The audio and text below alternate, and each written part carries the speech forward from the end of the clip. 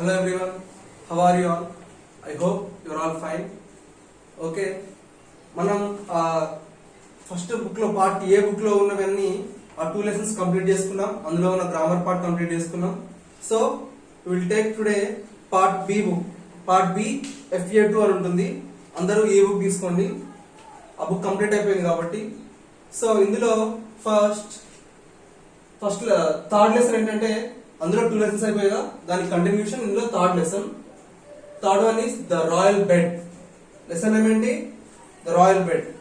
అసలు ఈ లెసన్ ఏంటి, రాయల్ బెడ్ ఏంటి, దాని స్టోరీ ఏంటి అనేది will go into it. First, long ago Zhang lived in Manchuria's town in China. Long ago, చాలా కాలం క్రితం జాంగ్ అనే ఒక వ్యక్తి, జాంగ్, ఈ ఫస్ట్ ఈ క్యారెక్టర్ గుర్తుపెట్టుకోండి. జాంగ్ అనే ఒక వ్యక్తి lived in Manchuria's town in China. అతను చైనాలో మంచూరీస్ అనే టౌన్ లో ఉండేవాడు. చైనా తెలుసు కదా, చైనా కంట్రీ. చైనాలో మంచూరీస్ అనే ఒక టౌన్ లో ఉండేవాడు. He was a clever chap. He used to bet and somehow manage to win bet. ఇతను చాలా తెలివైనవాడంటే కొంచెం తెలివితో ఏదైనా చేయగలడు. He use to bet and somehow manage to win the bet. ఇతను బెట్ అంటే పందాలు తెలుసు కదా, అది నేను ఇది చెప్తే అది రైట్, లేకపోతే ఏదో విధంగా నేను అది గెలుస్తుందని నేను ఇట్లా పందెం వేస్తాను. కోడి పందాలు చూస్తారు కదా, ఇది దీని మీద నేను ఒక 1000 రూపాయల పందెం, అట్లా బెట్ అంటే పందాలు. అట్లా పందాలు వేసేవాడంట. ఇంకా దాన్ని ఎలాగోలా somehow manage to win the bet. ఎలాగోలా అంటే దాన్ని ఎలాగైనా గెలిచేవాడంట పందెం. Even if he lost he would discourage the opponent. అప్పుడప్పుడు అతను ఓడిపోయినా కూడా ఏం చేస్తాడు, తన మాటలతో డిస్కరేజ్ చేస్తా, అంటే వాళ్ళని మనస్తాపానికి గురి చేస్తాడు. నువ్వు అట్లా గెలిచావు, ఇట్లా గెలిచావు, అందుకే గెలిచావు, లేకపోతే గెలిచేవాడు కాదని డిస్కరేజ్ చేస్తూ ఉంటాడు. This habit slowly transformed into ego. అతనికి అట్లా ఏ హ్యాబిట్ ఉంది? బెట్స్ వేసే హ్యాబిట్, ఇంకా ఎలాగైనా గెలిచే హ్యాబిట్ ఉంది. ఇంకా ఒకవేళ ఓడిపోయినా కూడా వాళ్ళని ఆపోనెంట్స్ ని డిస్కరేజ్ చేస్తాడు కదా. సో దీనివల్ల దిస్ హ్యాబిట్ అంటే ఆ అలవాటు స్లోలీ ట్రాన్స్ఫార్మ్డ్ ఇంటూ ఈగో. ఆ అలవాటే చిన్నగా, ఈగో అంటే ఇక పొగరులాగా పెరిగిపోయింది. నేనే ఏది చేసినా నేనే గెలవగలను, నేనేం చెప్తే అదే కరెక్ట్ అన్న ఆ పరిస్థితి వచ్చేసింది అతనికి. అంత ఈగో పెరిగిపోయింది. Zhang travelled all the regions of China. Zhang చైనాలో ఉన్న ప్రతి ఒక్క ప్లేస్ కి తిరిగి వచ్చేసాడు. He met the corresponding rulers of the regions and invited them to bet and somehow managed to win over them. He met the corresponding rulers అంటే ప్రతి చైనాలో ఉన్న కొన్ని ప్లేసెస్ చెప్తున్నాం కదా, ఆల్ రీజియన్స్, ప్రతి రీజియన్ కి వెళ్ళి అక్కడ కరస్పాండింగ్ రూలర్ అంటే ఇప్పుడు మన వైరా తీసుకుంటే దీని చుట్టుపక్కల ఉన్న గ్రామాలన్నీ సపరేట్ గా, దాంట్లో రూలర్స్ ఎవరు, సర్పంచ్ వీళ్ళు ఉంటారు కదా, అంటే గ్రామ పెద్దలు. అట్లా వెళ్ళి అక్కడ చైనాలో కూడా అక్కడ ఉన్న కంట్రీస్ రీజియన్స్ కి వెళ్ళి అక్కడ ఆ ప్లేస్ లో ఉన్న రూలర్ తో బెట్టింగ్స్ వేసి ఇన్వైటెడ్ దెమ్ టు బెట్, వాళ్ళ బెట్టేద్దామని పిలిచి తీసుకొచ్చి ఎలాగోలా వాళ్ళ మీద గెలిచేవాడు. చైనాలో కూడా అందరి దగ్గర గెలిచేవాడు. Once he reached Sichuan. ఒకరోజు ఇతను జాంగ్ సించువాన్ అనే ప్లేస్ కి వెళ్ళాడు. Which was ruled by Fanglizi. ఎక్కడికి వెళ్ళాడంట? సించువాన్ అనే ప్లేస్ కి వెళ్ళాడు. Which was ruled by Fanglizi. FAN.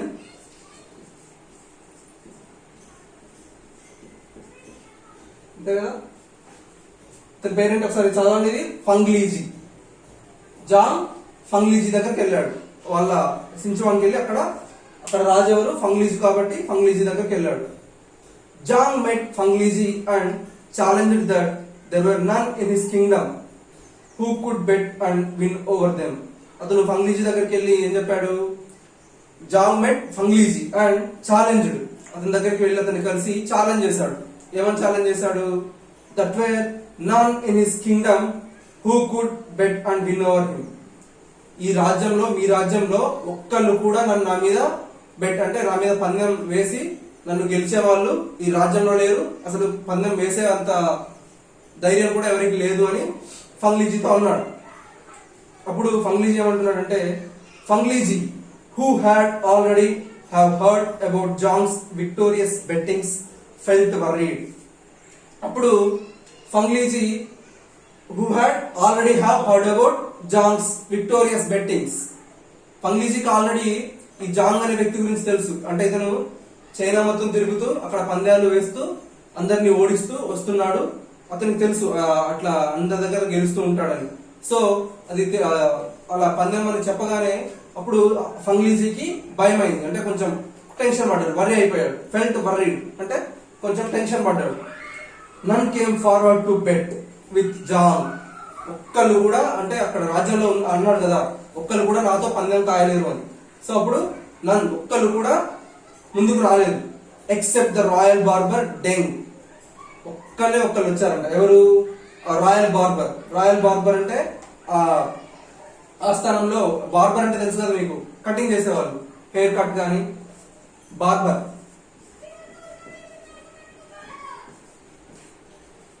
Barber అంటే తెలుసు కదా. రాయల్ బార్బర్ అంటే అక్కడ ఆ రాజ్యంలో ఆ ప్లేస్ లో ఉన్న ఎవరికైనా అతనే చేయాలి, హెయిర్ కట్ కానివ్వండి లేకపోతే ఏదైనా షేవింగ్ కానివ్వండి అట్లా. అతని పేరేంటి? Deng. When royal barber came forward Fanglizi felt relieved. అతను వచ్చాడు కదా, ఒక్కడే వచ్చాడు. ఎవరు? Royal barber. రాయల్ బార్బర్ వచ్చినప్పుడు when royal barber came forward Fanglizi felt relieved. అతన్ని చూడగానే అమ్మయ్య, ఒక్కళ్ళైనా కనీసం పందెం కోసం వచ్చారు, సరే నేనైతే ఇంకా నా పరువు అయితే నిలబెట్టారు అని కొంచెం ఆ టెన్షన్ అనేది తగ్గిపోయింది. అంటే ఎవరో ఒకళ్ళు అయితే అసలు పోటీని లేకుండా అతను నేనే గెలిచాను చెప్పకుండా ఎవరో ఒకళ్ళు అయితే నేను పందెం వేయగలనని ఒకళ్ళు ముందుకు వచ్చారు కాబట్టి కొంచెం ఇతను రిలీఫ్ అయిపోయాడు, రిలీఫ్ తీసుకున్నాడు. Next day both presented themselves in front of the assembly. Next day, ఆ తర్వాత రోజు ఇద్దరు కలిసి themselves in front of the assembly. ఆ అసెంబ్లీ అంటే అక్కడ వాళ్ళ ఆస్థానం ఉంటుంది కదా, రాజు కూర్చునే దగ్గరికి ఇద్దరు వచ్చి నించున్నారు. Mister John, we're representing our royal barber to challenge you. అప్పుడు ఫంగ్లీజీ ఏమన్నాడు? మిస్టర్ జాన్ ని పిలిచి we're representing our royal barber to challenge you. మేము మా రాయల్ బార్బర్ ని నీకు అపోనెంట్ గా, అంటే నీకు పోటీదారుడిగా రాయల్ బార్బర్ ని పంపిస్తున్నాము అని చెప్పాడు. Both the winner and the loser will be rewarded. అప్పుడు ఏం చెప్పాడు ఫంగ్లీజీ? ఫంగ్లీజీ ఏం చెప్పాడు? విన్నర్ అండ్ లూజర్, విన్నర్ కి బహుమతి ఉంటుంది, లూజర్ కూడా బహుమతి ఉంటుందని చెప్పాడు. And looked at డెంగ్. అలా చెప్తూ ఎవరికి వెళ్ళి? Royal barber. డెంగ్ అంటే ఎవరు? రాయల్ బార్బర్ కదా. బార్బర్కి వెళ్ళి చూశాడు ఒకసారి. ఏమని చెప్పాడు? విన్నర్ కి ప్రైజ్ ఉంటుంది, ప్రైజ్ మనీ అంటే రివార్డ్, ఏదో ఒక బహుమతి, లూజర్ కూడా ఏదో ఒక బహుమానం అయితే ఉంటుంది అని చెప్పాడు. The winner will get the chance to sleep on the bed of the king. ఇక్కడ విన్నర్ కి ఇచ్చే బహుమానం ఏంటంటే the winner will get the chance to sleep on the bed of the king. Winner కి రాజు యొక్క బెడ్ ఉంది కదా, రాజు పడుకునే బెడ్, దాని మీద పడుకునే ఛాన్స్ ఉంటుందంట. While the loser will be presented with 100 whips. గెలిచిన వాళ్ళకేమో ఎవరికి? విన్నర్ కి రాజు బెడ్ మీద పడుకునే ఛాన్స్ ఉంది. వైల్ ద లూజర్ కి 100 విప్స్. అంటే విప్స్ అంటే కొరడా దెబ్బలు.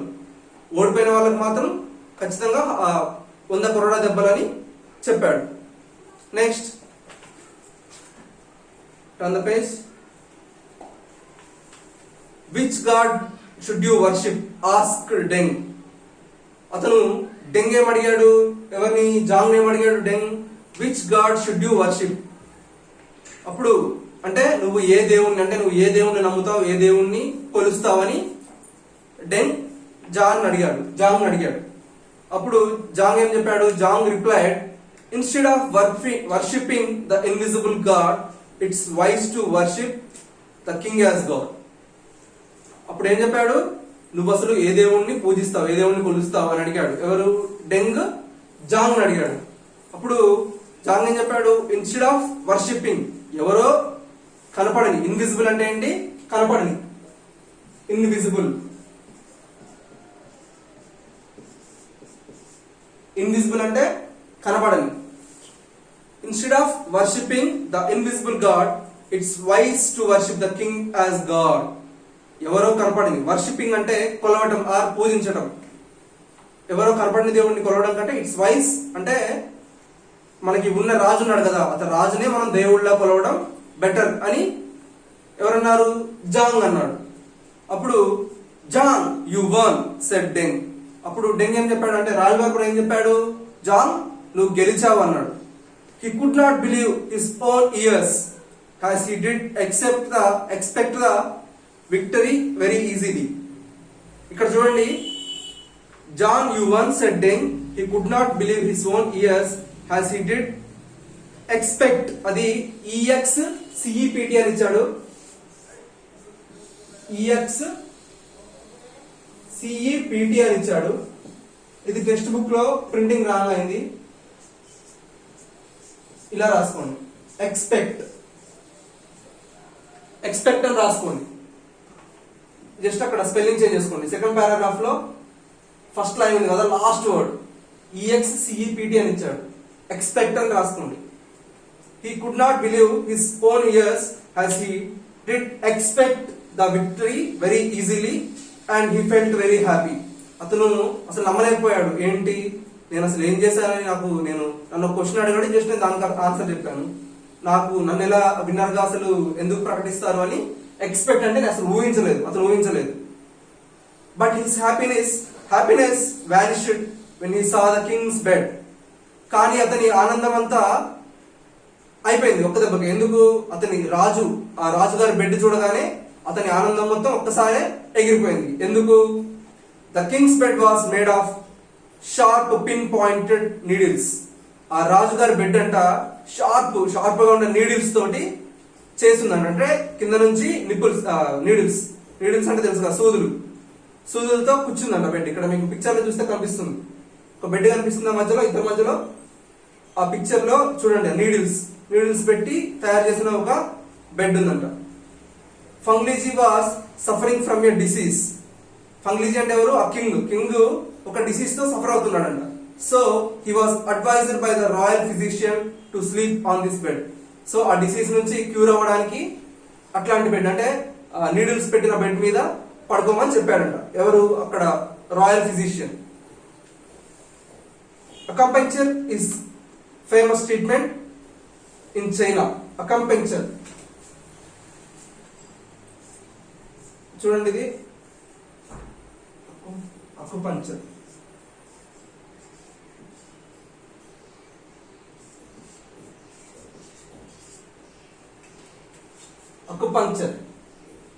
అకుపంక్చర్ అని చదవండి. Is a famous treatment in China. The suffering people are treated by piercing needles into their bodies. Is famous in China. ఇది ఒక ఫేమస్ ట్రీట్మెంట్ అంటే చైనాలో అకుపంక్చర్ అనేది. The suffering people are treated by piercing needles. ఈ treatment చేసుకునే వాళ్ళు ఎట్లా అంటే వాళ్ళ బాడీలోకి పియర్సింగ్ అంటే కుచ్చుతారు. Needles into their bodies is famous in China. అట్లాంటి ట్రీట్మెంట్ చాలా ఫేమస్ అంట చైనాలో. John began to sweat on seeing the bed with needles. John కి ఆ బెడ్ చూడగానే చెమటలు స్టార్ట్ అయిపోయాయి. ఎందుకు? He held his head down and said, I accept defeat, present me with 100 whips. అప్పుడు ఆ బెడ్ చూడగానే అతనికి చెమటలు పడుతున్నాయి. అసలు నేను అట్లా పడుకోవడం ఏంటి, విన్నర్ అన్నాక. ఈ హెల్డ్ హిస్ హెడ్ డౌన్, అతను తలదించుకుని వెంటనే ఐ యాక్సెప్ట్ డిఫీట్, నేను నా ఓటమిని ఒప్పుకుంటున్నాను. Present me with 100 whips. నేను విన్నర్ని కాదు, నేను లూజర్నే, నాకు 100 whips ఇవ్వండి, అంటే 100 కొరడా దెబ్బలే నాకు ఇవ్వండి అని అన్నాడు. King Fanglizi felt pity for John and left him without punishing. ఆ కింగ్ కి పిటీ అంటే చాలా జాలిగా అనిపించింది అతను చూసి. లెఫ్ట్ హిమ్ వితౌట్ పనిషింగ్, వదిలేశాడు. అతను ఏమనకుండానే, ఏ పనిష్మెంట్ ఇవ్వకుండానే అతన్ని విడిచిపెట్టాడు. Earn money through hard work. నువ్వు ఏదైనా, ఏ మనీ అయినా, ఎట్లాంటి మనీ అయినా నీ హార్డ్ వర్క్ నుంచే నువ్వు సంపాదించాలి. Don't waste your time in betting warn the king. అతన్ని పంపిస్తూ నువ్వు ఏదైనా సంపాదించు, ఎలా అయినా సంపాదించు, కాకపోతే అది నీ హార్డ్ వర్క్ అంటే నువ్వు కష్టంతోనే సంపాదించేదిగా ఉండాలి. Don't waste your time in betting. ఇలా పందాలు, వాళ్ళ మీద వీళ్ళ మీద పందాలు వేసుకుంటూ సంపాదించి అలా చేస్తే నీకు ఇలాగే అవుతుందని ఒక వార్నింగ్ ఇచ్చాడు king. So that's the end of the lesson. Okay, మీరు కొన్ని హార్డ్ వర్డ్స్ మీరే అండర్లైన్ చేసుకోండి.